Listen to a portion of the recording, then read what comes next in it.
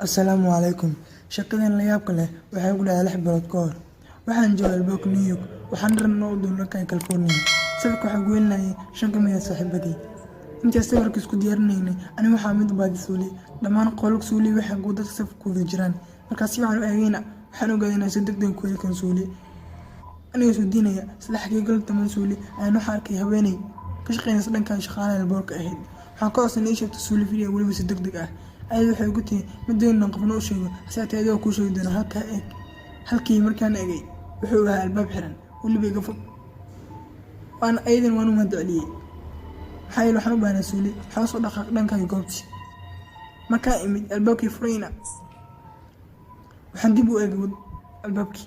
wuxuu ahaa meel qadiimi ah waliba qolalka aad u xiran yihiin ningo yaaban isla maanta meel qadiimi ay soo gashay ayaa gudaha si guud galay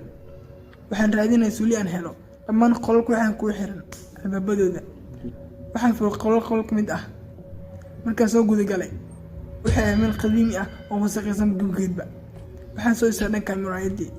marka muraayadii ma meesha sababta wajah dhaqamahan ku shaqeynaya aan yaabay haddana waxaa fiiriyay qaybaha ka mid ah albaabada musqulaha kulligood waxaan ku wasaqaysan waliba ku qadiimi ah albaab mid ayaan furay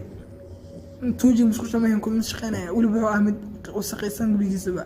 waxaan albaabkan isku safar waxaan fiirin labada dhinac geeska dambe waxaan ka arkay qof xiran dhar madow oo taagan soo eegaya waan naxay anigoo yaaban isla maanta ma ku arkaa albaabka tartiib u xiray ma doonin inaan maqal shaqadeeda waan cabsanayay maxaa yeelay kaliya meesha ku jiray ninta yaaban albaabka saxeedana afkayaan isqabtay haddana waxaan maqlay shanqar dhankay gadaasha ka yeeraysa waan ka soo cararay waxaan dib u fiiriyay hoos waxaan arkay ninkii oo maraya waliba dharkii madooba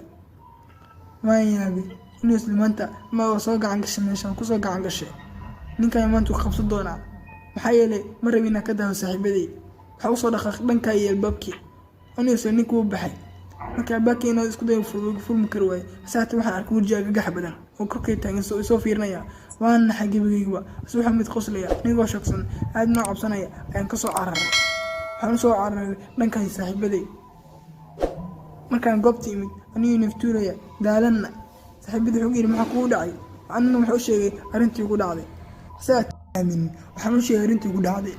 ayaguna wuxuu yiri saaxiib waxaad markaa ku dayday dhacmo caadi waxaan soo doonay dhanka California waliba aniga nabad qaba tan dhacaash fawshan gudub waligeena ilaaw xitaa markaan maad hor istaago waxaan soo xasuustaa dhacaash fawshan